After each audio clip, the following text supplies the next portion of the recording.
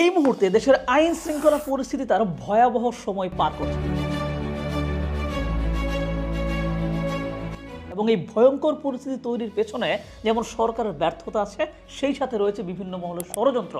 প্রশ্ন হচ্ছে, এই বাজে পরিস্থিতি তৈরির পেছনে রাজনৈতিক দল হিসেবে বিএনপির কোনো যোগসূত্রতা কি আছে? যেহেতু দেশের সার্বিক পরিস্থিতি নিয়ন্ত্রণে দেশের রাজনৈতিক দলগুলোর ভূমিকা অনেক, তো সেই জায়গা থেকে আজকে দেখবো যে বিএনপির দ্রুত নির্বাচন দাবির সাথে বর্তমান সময়ের বাজে পরিস্থিতির কোনো লিঙ্ক আছে কিনা। দেখেন, বিপ্লব পরবর্তী সময়টা খুবই নৈরাজ্যকর হয়, কিন্তু বাংলাদেশ জুলাই অভ্যুত্থানের পর এতটা নৈরাজ্যকর অবস্থা ফেস করবে এইটা হয়তো অনেকের ভাবনাতেও ছিল না। আনপ্রফেশনাল সরকার দীর্ঘদিনের একটা দুর্নীতিগ্রস্ত প্রশাসনকে সামলাতে গিয়ে হিমশিম খাবে, এটাই স্বাভাবিক। কিন্তু সেই পরিস্থিতিকে আরো কয়েক ধাপ খারাপ করে দিচ্ছে আমাদের দেশের রাজনৈতিক দলগুলো। দেখেন, বর্তমান সরকার দেশের আইন শৃঙ্খলা পরিস্থিতি স্বাভাবিক করতে ব্যর্থ হচ্ছে, এইটা আমি মেনে নিলাম। তবে এইখানে আপনাদেরকে কয়েকটা বিষয় একটু বিবেচনা করতে বলবো। প্রথমত, দেশের আইন শৃঙ্খলা পরিস্থিতি কিন্তু শুধুই সরকারের উপর নির্ভর করে না, বিশাল একটা ফোর্স এখানে কাজ করে। ফোর্স যদি আপনার কথা না শুনে, আপনি কঠোর হয়েও সেখানে খুব একটা লাভ নাই। মনে করেন আপনি একটা স্কুলে ক্লাস করাতে গেছেন, কিন্তু ক্লাসের 200 শিক্ষার্থীর কেউই আপনাকে মানছে না, কেউই আপনাকে ভয় পাচ্ছে না। সেক্ষেত্রে আপনি কঠোর হয়ে বা কি করতে পারবেন? সেই 200 শিক্ষার্থীকে একটা সময় নিয়ে লাইন আনতে হবে, তাদেরকে নিয়ম মানতে অভ্যস্ত করতে হবে। সো একই কথা দেশের ক্ষেত্রে একটু দেখেন, বিশাল ফোর্স নিজেরাও জানে যে এই সরকার অল্প কিছুদিনের জন্য এসেছে, এদের কথা না শুনলে আহামরি তেমন কিছুই হবে না। কারণ বিগত সময়ে এই বাহিনীকে কিন্তু রাজনীতিকরণ করা হয়েছে। একটা লম্বা সময় এলাকার নেতা এবং ফোর্স প্রধান মিলে একসাথে দুর্নীতি করেছে, রাজনৈতিক অপকর্মের ফায়দা নিয়েছে। তারা তাদের সব অপকর্ম থেকে মানুষের দৃষ্টি সরাতে বিভিন্ন সময় তারা হই হুল্লোড় করে আইন শৃঙ্খলায় কাজ করত, রাজনৈতিক নেতার ছত্রছায়ায় নানান অভিযানেও যাইত।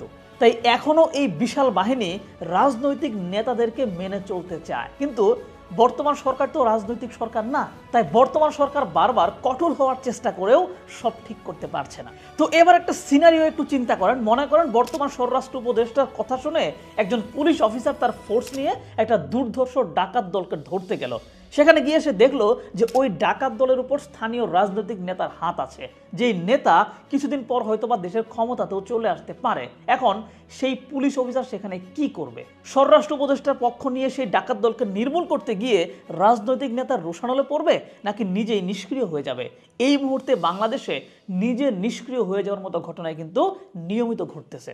আর এই জন্যই রাজনৈতিক নেতারা যদি না চায়, তবে বাংলাদেশের মতো দেশে আইন শৃঙ্খলা রক্ষায় সরকারি বাহিনী তেমন কিছুই করতে পারবে না। কারণ অপরাধীদের একটা নেচার হচ্ছে, তারা সবসময় কোনো না কোনো রাজনৈতিক শক্তির ছায়াতলে থাকতে চায়, এবং যেসব অপরাধী চক্র আছে তারাও কিন্তু কোনো না কোনোভাবে রাজনৈতিক নেতাদের আশ্রয়ে থেকেই কাজ করে। তাদের কোনো নির্দিষ্ট দল নাই, যখন যারা ক্ষমতায় থাকে তখন তাদের ছায়াতলেই তারা চলে যায়। শুনতে খারাপ লাগলেও আমাদের দেশের রাজনৈতিক ব্যক্তিবর্গের আয়ের একটা বড় অংশ এইসব অপরাধী চক্রের দেওয়া চাঁদা এবং অপরাধ থেকে প্রাপ্ত অর্থের একটা পার্সেন্টেজ।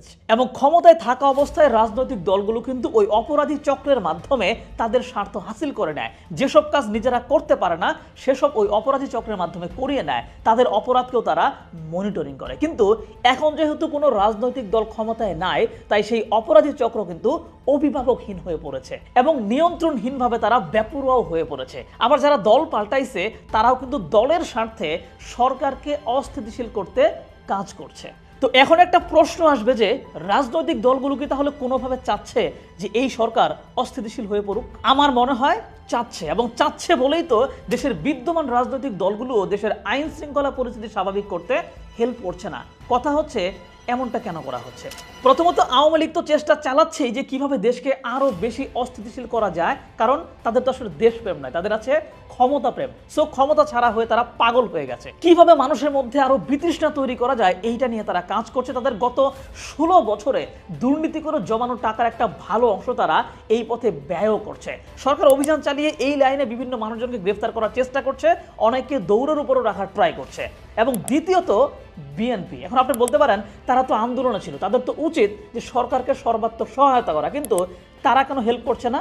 কারণ তারা শুরুতে যেমনটা ভেবেছিল যে নিশ্চিতভাবেই তারা ক্ষমতায় যাবে, এখন সেই ভাবনার জায়গায় সন্দেহ তৈরি হয়েছে। তারা তাদের ক্ষমতার পথে প্রধান বাধা মনে করছে এখন বর্তমান অন্তর্বর্তীকালীন সরকারকে। তাই এই সরকার অস্থিতিশীল এবং ব্যর্থ প্রমাণ হওয়া তাদের পক্ষে ভালো। এবং এই রকম সংকটের মধ্যে যাতে এই সরকার দ্রুত একটা জাতীয় নির্বাচন আয়োজন করে, সেইটাই কিন্তু বিএনপির চাওয়া। তো আমার এই কথাগুলো একদম অবাস্তব মনে হইতে পারে, তবে কিছু বিষয় একটু মিলিয়ে নেন, তাহলে আপনিও এইভাবে ভাবতে বাধ্য হবেন। প্রথমত, আওয়ামী লীগ সরকারের পতনের পর বাজারঘাট, বাস স্ট্যান্ড ইত্যাদি সকল জায়গার নিয়ন্ত্রণ কারা নিয়েছে? উত্তর হচ্ছে বিএনপি। বিভিন্ন জায়গায় বাজার দখলকে কেন্দ্র করে কিন্তু নিজেদের মধ্যে একাধিক ঝামেলাও বেঁধে গেছে, ইতিমধ্যে আমরা পত্রপত্রিকা সেগুলো দেখেছি। দ্বিতীয়ত, সরকারের প্রশাসন, ঠিকাদারি এইসব জায়গাও এখন কাদের নিয়ন্ত্রণে? উত্তর হচ্ছে বিএনপি। গ্রামে গ্রামে এবং এলাকায় এলাকায় কিন্তু প্রভাবশালী এবং দাপুটে অবস্থায় এই বিএনপি আছে। তাহলে ওই যে আগেই বলেছিলাম যে অপরাধী চক্র সবসময় রাজনৈতিক ব্যাকআপে থাকতে চায়, আর এই মুহূর্তে সেই ব্যাকআপ দেওয়ার মতো অ্যাবিলিটি কাদের আছে? উত্তর হচ্ছে বিএনপির আছে। সো বিএনপি চাইলেই এই পরিস্থিতিতে সরকারকে পূর্ণ সহায়তা করতে পারে, কিন্তু বিএনপির কেউ কেউ সেটা করতে চেয়েও করতে পারছে না, কারণ দল হিসেবে বিএনপির মধ্যেই সেই শৃঙ্খলা নাই। দিন যতই যাচ্ছে সেই শৃঙ্খলা আরো কমতে শুরু করেছে। আর এমন সময় তাদের সামনে প্রধান শত্রু হিসেবে আবির্ভূত হয়েছে ছাত্রদের ঘোষণায় আসতে যাওয়া নতুন রাজনৈতিক দল। যেহেতু এই নতুন দল বর্তমান সরকার সংশ্লিষ্ট, তাই এই সরকার যদি লম্বা সময় থাকতে পারে, যদি দেশকে শান্ত করে ফেলতে পারে, তবে নতুন দলের উপর কিন্তু মানুষের ভরসা আগে থেকেই বেড়ে যাবে। সেই ভরসা বাড়তে দেওয়া যাবে না।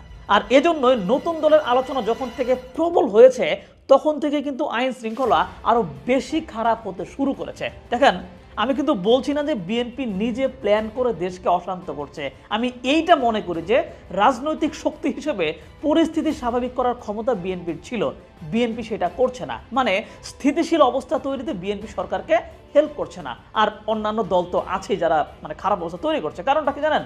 বর্তমান সরকার যদি ভালো করে ফেলে এবং নতুন দল যদি সেই ক্রেডিট পেয়ে যায়, তবে সেইটা বিএনপির ক্ষমতায় যাওয়ার পথে বাধা হয়ে উঠতে পারে। এবং বিএনপি যে তার ক্ষমতায় যাওয়া নিয়ে চিন্তায় পড়ে গেছে এবং যে কোনো মূল্যে ক্ষমতায় যেতে চায়, সেইটা বুঝবেন তার জাতীয় নির্বাচন কেন্দ্রিক জেদি আচরণের ব্যাপারটা থেকে।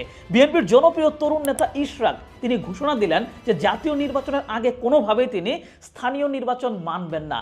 প্রয়োজনে তিনি নিজের জীবন দিয়ে দিবেন, তবুও তিনি স্থানীয় নির্বাচন আগে হতে দিবেন না। দাবিটা কিন্তু একদম অযৌক্তিক। নতুন সরকার জাতীয় নির্বাচনের মতো এত বড় প্রজেক্ট হাতে নেওয়ার আগে ছোট ছোট কিছু স্থানীয় নির্বাচন কিন্তু আয়োজন করে মাঠ পরীক্ষা করে নেওয়া দরকার। সেইটা বরং আরো জাতীয় নির্বাচনকে সুষ্ঠু করতে ভূমিকা রাখবে, কিন্তু বিএনপি এইভাবে চাচ্ছে না। এবং দল হিসেবে কিন্তু বিএনপির উপর মহলের সবার বক্তব্য একই রকম। তারা আগে জাতীয় নির্বাচন চায়, তারপর নির্বাচিত সরকারের অধীনে স্থানীয় নির্বাচন চায়। এমনকি শিক্ষা প্রতিষ্ঠানের যে ছাত্র সংসদ নির্বাচন, সেইটাও তারা জাতীয় নির্বাচনের আগে করতে নারাজ। এবং এই নির্বাচন কেন্দ্রিক কার্যক্রম বন্ধের জন্য তারা তাদের চেষ্টা অব্যাহত রেখেছে। অথচ স্থানীয় নির্বাচনগুলো যদি হয়ে যায়, তাহলে এলাকা ভিত্তিক একটা রাজনৈতিক ক্ষমতা চলে আসতো এবং সেইটা স্থানীয় অপরাধী চক্রের বিপক্ষে কাজ করার সুযোগ পাইতো। এবং অপরাধীরাও তখন রাজনৈতিক ছত্রছায়ায় চলে আসতো এবং তখন তাদের বর্তমান সময়ের যে একটা বেপরোয়া ভাব, এইটা অ্যাটলিস্ট কমে যাইতো। কিন্তু সেটা করতে দেওয়া হচ্ছে না। প্রশ্ন হচ্ছে, বিএনপি এমন কেন করছে? উত্তর ওই যে আগেরটাই, যে ক্ষমতা হারানোর ভয়। বিএনপির নেতারা জানে যে তাদের নিজেদের মধ্যে চেইন অফ কমান্ড নাই, শৃঙ্খলা নাই। দিন যতই যাচ্ছে মানুষের মধ্যে বিএনপি নিয়ে নেতিবাচকতা ছড়াচ্ছে। দলের এমন বাজে পরিস্থিতিতে শীর্ষ নেতা তারেক রহমানও কিন্তু দেশে আসতে সাহসই পাচ্ছেন না। কারণ দেশে এসে যদি তিনি দেখেন যে নেতাকর্মীরা তার কথাই শুনছে না, তাহলে দলের উপর মানুষের যেইটুকু আস্থা এখন পর্যন্ত টিকে ছিল, সেটাও কিন্তু আর থাকবে না। এবং এখন যদি নির্বাচন হয়, তবে ব্যাপক বিশৃঙ্খলারও একটা বড় সম্ভাবনা আছে। এলাকা ভিত্তিক বিএনপির বিভিন্ন গ্রুপের মধ্যে ঝামেলা বাঁধতে পারে। ইতিমধ্যেই কিন্তু এলাকায় এলাকায় বিএনপির একাধিক গ্রুপিং হয়ে গেছে, এদের মধ্যে মনোনয়ন নিয়ে ঝামেলা বাঁধবে ইত্যাদি। সেই জায়গা থেকে যদি স্থানীয় সরকার নির্বাচন এখন হয়, তবে স্থানীয় বিএনপির ভেতরে অন্তকুন্তলটা অনেক বেশি বেড়ে যাবে। নিজেরা নিজেদের বিপক্ষে নির্বাচনে দাঁড়াবে, যেটা পরবর্তীতে জাতীয় নির্বাচনে বিএনপিকে খুব বাজেভাবে প্রভাবিত করবে। আবার এই অন্তকুন্তল এবং নির্বাচনী বিশৃঙ্খলার জন্য সাধারণ জনগণও বিএনপির উপর থেকে আস্থা সরিয়ে নেবে। তখন জাতীয় নির্বাচনে নতুন দলের জয়ের সম্ভাবনা তৈরি হবে। এই জায়গা থেকে ক্ষমতা হারানোর ভয় বিএনপিকে ব্যাপক সংকটের মধ্যে ফেলে দিয়েছে। এমন অবস্থায় দুইটা কাজ তাদের ক্ষমতার পথকে সহজ করতে পারে। এক, অন্তর্বর্তী সরকার যদি দ্রুত একটা জাতীয় নির্বাচন আয়োজন করে, তবে যে কোনো মূল্যে বিএনপি সেখানে জয়লাভ করতে চাইবে এবং সেখানে তারা জয়লাভ করবে। দ্বিতীয়ত, নতুন যে রাজনৈতিক দল আসতে যাচ্ছে, এইটাকে মাঠ গোছানোর মতো সময় দেয়া যাবে না। এইটাকে আগে থেকেই কলুষিত করে ফেলতে হবে। এখন এই দুইটা কাজ একটা উপায়ে করা পসিবল, সেটা হচ্ছে এই সরকারকে ব্যর্থ প্রমাণ করা, জনগণের পক্ষ থেকে এই সরকারকে চাপ প্রয়োগ করা। যদি এই সরকার ব্যর্থ হয় তবে এই সরকারের ছত্রছায়া থাকা নতুন দল শুরু থেকেই প্রশ্নবিদ্ধ হবে, এবং জনগণ যদি আইন শৃঙ্খলা পরিস্থিতি সহ নানান ইস্যুতে সরকারকে ব্যাপকভাবে চাপ প্রয়োগ করে তবে চাপে পড়ে এই সরকার ব্যর্থতার দিকে যাবে এবং দ্রুত নির্বাচন দেওয়ার চেষ্টা করবে। তাই দেশে কি কি ঘটনা ঘটলে জনগণ সরকারকে চাপ দিবে সেই ঘটনা ঘটানোর চেষ্টাও বিএনপির পক্ষ থেকে করা হতে পারে। এখন কথা হচ্ছে, ক্ষমতার জন্য একটা রাজনৈতিক দল যদি এমন ঘটনা ঘটায় এইটা কি একটু বেশি খারাপ? হ্যাঁ, বেশি খারাপ, এবং এটাই স্বাভাবিক। ক্ষমতার জন্য বাংলাদেশের মতো দেশের রাজনৈতিক দলগুলো এমনটা আগে থেকেই কিন্তু করে আসছে, কিন্তু রাজনৈতিক দলগুলোর এমন চরিত্রকে সাইজ করতে হয় সরকারে বসে, আর সেই সরকারের দায়িত্বে যিনি আছেন তিনি এসব করতে পারছেন না। স্বরাষ্ট্র উপদেষ্টা এখন পর্যন্ত এমন কিছুই করতে পারেননি যেটা দেখে সকল পুলিশ সোজা হয়ে যাবে, সকলে অ্যাকশনে চলে যাবে, এমন কিছুও করতে পারেননি যেটা দেখে পুলিশরা কাজ করতে আগ্রহ বোধ করবে, এমন কিছু করতে পারেননি যেটার ফলে অপরাধীরা যতই রাজনৈতিক ছত্রছায়ায় থাকুক বাট প্রশাসনকে ভয় পাবে। যেহেতু সব কিছুই করতে পারেননি, তাই এখন উচিত স্বরাষ্ট্র মন্ত্রণালয়ে এমন কাউকে বসানো যার সেই হ্যাডমটা আছে, যিনি সেই ভয়টা তৈরি করতে পারেন। যাই হোক, অনেক কিছু বলার চেষ্টা করেছি, কে কতটুকু বুঝলেন একটু কমেন্টে জানায়েন।